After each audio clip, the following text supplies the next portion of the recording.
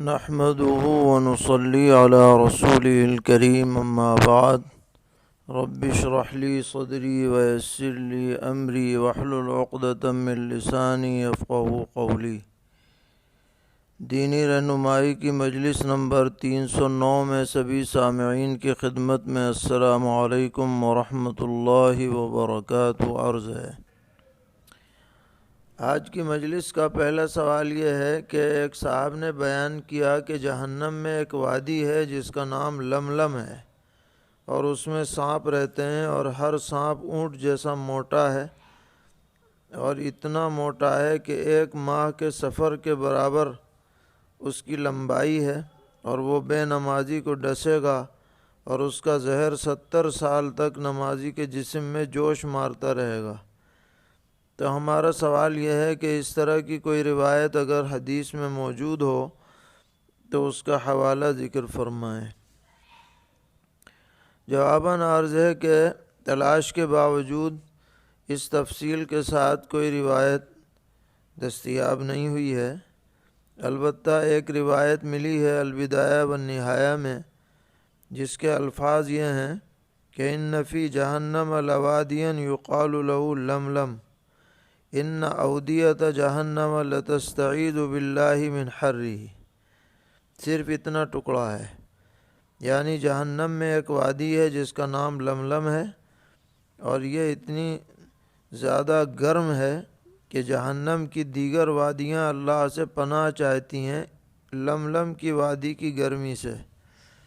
اور یہ روایت بھی حدیث غریب، ایک غربت والی حدیث ہے، یعنی اس میں کوئی بہت صحت کی بات نہیں پائی جاتی ہے اور مزید تفصیل دستیاب نہیں ہوئی۔ ہو سکتا ہے کسی روایت میں ہو، لیکن ایسی مشتبہ یا غیر محقق روایتوں کو بیان کرنے سے احتیاط کرنی چاہیے۔ جو صحیح حدیثیں موجود ہیں بے نمازیوں کی سزا کے سلسلے میں، وعیدوں کے سلسلے میں، وہ کیا کم ہیں کہ ایسی ضعیف اور منکر روایتوں کو بیان کیا جائے۔ سوال کرتے ہیں کہ بندے سے ایک شخص نے یہ بات معلوم کی ہے کہ کیا حضرت آدم علیہ السلام کو جنت سے نکلوانے میں شیطان کے ساتھ مور اور سانپ کا بھی کچھ دخل تھا؟ یہ بات کہاں تک صحیح ہے؟ جواباً عرض ہے کہ ایسی باتیں بعض تفسیر کی غیر معتبر کتابوں میں ملتی ہیں، لیکن قرآن کریم اور صحیح احادیث شریفہ میں ان کا کوئی ذکر نہیں ہے، لہذا ان کو بیان نہ کیا جائے۔ بغیر تحقیق کے ایسی باتیں زبان پر نہیں لانی چاہیے۔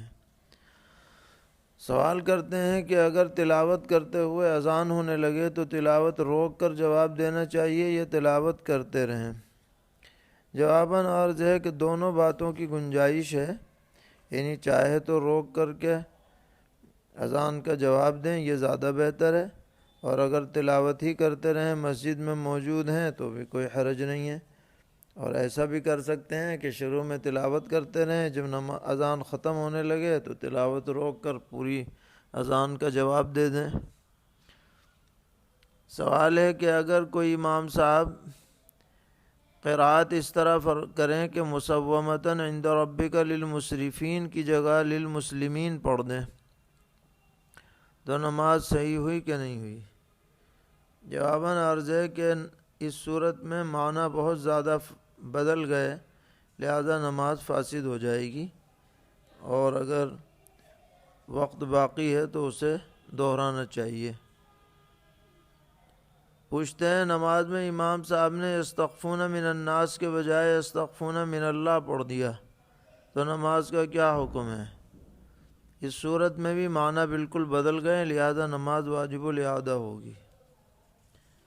سوال ہے کہ اگر کوئی مقتدی خروج ریح کے اندیشے سے تشہد پڑھ کر امام سے پہلے ہی سلام پھیر دے تو کیا نماز ہو گئی یا نہیں؟ جواباً عرض ہے کہ نماز تو ادا ہو گئی، لیکن بلا عذر ایسا کرنا سخت مکروہ ہے۔ سوال ہے کہ نماز کے اوقات کے نقشے پر اگر نماز کے دوران نظر پڑ جائے اور مفہوم سمجھ میں آ جائے تو نماز کا کیا حکم ہوگا؟ جواباً عرض ہے کہ نماز تو ادا ہو جائے گی، لیکن بالقصد ایسا نہ کریں، یہ کم از کم کراہت کے درجے میں ہے۔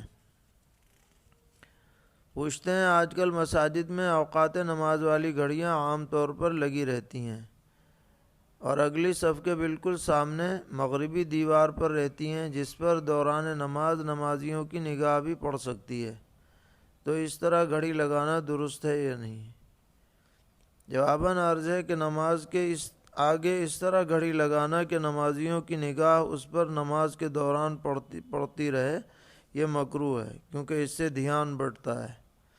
البتہ اگر سر کے اتنے اوپر لگی ہوئی ہے کہ نماز پڑھتے ہوئے اس پر نظر نہیں جاتی تو کوئی حرج نہیں۔ سوال ہے کہ حاجی اپنے گھر سے 45 دن کا حج کا ارادہ کر کے نکلتا ہے تو وہ راستے میں نماز قصر پڑھے گا یا مکمل؟ جواباً عرض ہے کہ اگر وہ جماعت کے ساتھ پڑھے گا تو ظاہر ہے کہ امام جتنی پڑھائے گا اتنی پڑھے گا، اور کوشش یہی کرنی چاہیے کہ حرمین شریفین میں باجماعت نماز کا اہتمام کیا جائے۔ البتہ اگر اکیلے پڑھنی پڑے یا سفر کے دوران پڑھنی پڑے تو قصر پڑھیں گے، اور ہاں اگر ایک جگہ پر 15 دن کے قیام کی نیت کر لے تو اکیلے کی شکل میں پوری پڑھے گا۔ سوال ہے کہ آج کل ایک چھتری چلی ہے جو سر پر پٹے کے ذریعے فکس ہو جاتی ہے، تو احرام کی حالت میں وہ چھتری سر پر لگانا کیسا ہے؟ جواباً عرض ہے کہ اس چھتری میں ایک لاسٹک لگی رہتی ہے جس سے سر کا کچھ حصہ ڈھک جاتا ہے، لہذا ایسی چھتری لگانا مکروہ تو ضرور ہے، البتہ اس سے دم لازم نہیں ہوگا۔ بہتر ہے کہ جو الگ چھتری ہوتی ہے وہی استعمال کی جائے۔ سوال کرتے ہیں کہ اگر کوئی حاجی حج سے 4-5 دن پہلے مکہ معظمہ سے طائف جائے اور واپس آ کر عمرہ کرے، اب مکہ آ کر کے اس کا ہندوستان واپسی تک 10-12 دن کا قیام ہے، تو وہ قصر کرے گا یا اتمام؟ جواباً عرض ہے کہ اس صورت میں وہ قصر کرے گا، کیونکہ مکے سے طائف کی مسافت 90 کلومیٹر کے قریب ہے یا اس سے کچھ زیادہ ہے، لہذا اب وہ مسافر ہی رہے گا واپس آنے کے بعد۔ سوال ہے کہ ایک صاحبہ ہیں جو شوگر کی مریض ہیں اور انسولین لیتی ہیں، تو احرام کی حالت میں ان کو شوگر ٹیسٹ کرنا یا انسولین لینا جائز ہے یا نہیں؟ جواباً عرض ہے کہ احرام کی حالت میں اور حج کی حالت میں انسولین لینا یا شوگر ٹیسٹ کرنا اس میں کوئی حرج نہیں ہے، اس سے کوئی خرابی لازم نہیں آتی، نہ کوئی جنایت لازم آتی ہے۔ سوال ہے کہ ایک حاجی صاحب ہیں، ان کو پتہ نہیں ہے کہ وہ مکے میں کتنے دن ٹھہریں گے اور مدینہ میں کتنے دن، تو وہ نماز قصر پڑھیں یا مکمل؟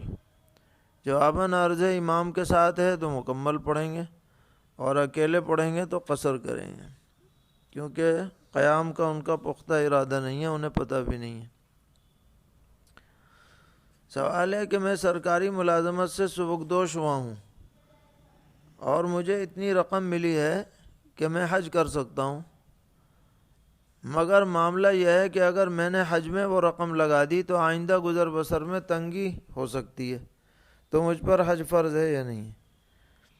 جواباً عرض ہے کہ جب آپ کے پاس حج پر جانے کے بقدر رقم موجود ہے تو آپ پر حج فرض ہو چکا ہے، اب بعد میں کیا ہوگا یہ اللہ کو علم ہے، لیکن فرضیت آپ پر عائد ہو چکی، جلد از جلد حج ادا کرنے کی فکر کریں۔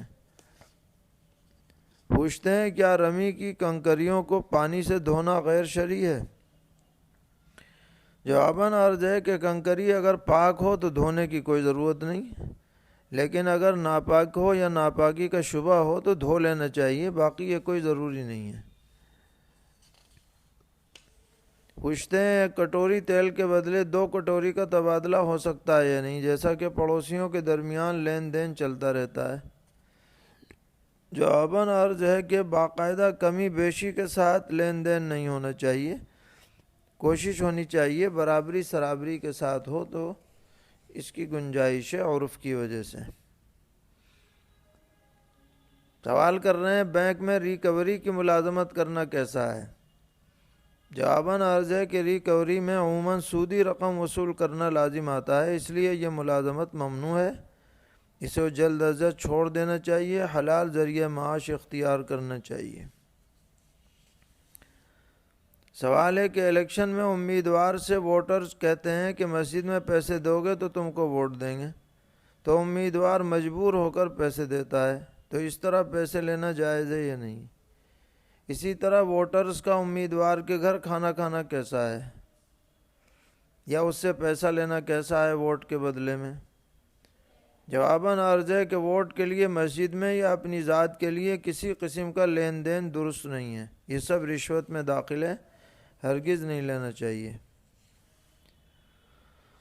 سوال ہے کہ اگر کوئی شخص ہم سے 1,00,000 روپے قرض مانگے اور ہم اس کو روپے کی جگہ 1 تولہ سونا قرض میں دے دیں جس کی قیمت 1,00,000 روپے ہے، اور ہم شرط لگائیں کہ جب آپ واپس کریں گے تو 1 تولہ سونا ہی دیجیے گا، گویا ہم روپیہ قرض میں نہیں دے رہے، سونا دے رہے ہیں، تو اس طرح ادھار معاملہ درست ہے یا نہیں؟ جواباً عرض ہے کہ جس طرح روپیے کو ادھار دیا جا سکتا ہے اسی طرح سونے اور چاندی کو بھی ادھار دیا جا سکتا ہے، تو اگر یہی معاملہ طے کر لیا جائے تو شرعاً کوئی حرج نہیں ہے۔ امریکہ سے ایک سوال ہے کہ یہاں پر ایک رنگ ملتا ہے جو کیڑوں سے نکالا جاتا ہے، اور یہ رنگ چیزوں کو رنگنے میں بھی استعمال ہوتا ہے اور کھانے میں بھی استعمال ہوتا ہے، تو شرعاً اس کی کیا حیثیت ہے؟ جواباً عرض ہے کہ یہ کیڑوں سے نکالے جانے والا رنگ کھانے کی چیزوں میں تو استعمال کرنا درست نہیں ہے، اس لیے کہ یہ حشرات الارض سے نکلی ہوئی چیز ہے اور اس کی ماہیت بھی پوری طرح تبدیل نہیں ہوتی ہے۔ البتہ خارجی استعمال اس کا درست ہے، کیونکہ جس کیڑے سے یہ نکلتا ہے اس میں بہتا ہوا خون نہیں ہوتا، اس لیے اس کو ناپاکی کا حکم نہیں دیا جائے گا، تو خارجی کپڑا وپڑا رنگے تو استعمال کر سکتے ہیں۔ سوال ہے قدیم قبرستان ہے جس کا کچھ حصہ ٹیلے کی شکل میں ہے اور اس میں قبریں بنی ہوئی ہیں، کچھ نیچے نشیب میں۔ اب لوگ چاہتے ہیں کہ اس قبرستان کو JCB مشین کے ذریعے ہموار کر دیا جائے، تو کیا اس کو برابر کر کے نئی قبریں بنانا درست ہوگا یا نہیں؟ جواباً عرض ہے کہ جو قبریں بنی ہوئی ہیں ان پر مشین نہ چلائی جائے، البتہ نشیبی علاقے میں قبروں کو اکھاڑے بغیر اوپر سے مٹی بھر دی جائے اور ہموار کر دیا جائے تو اس میں کوئی حرج نہیں ہے، ایسا کر سکتے ہیں۔ الغرض قبروں پر مشین نہ چلائی جائے، قبروں کی بے حرمتی نہ کی جائے۔ اللہ تعالی ہم سب کو دین پر استقامت عطا فرمائے، ہر طرح کی شرور سے محفوظ رکھیں۔ وصلی اللہ تعالی علی خیر خلقہ محمد وعلی آلہ واصحابہ وذریاتہ اجمعین۔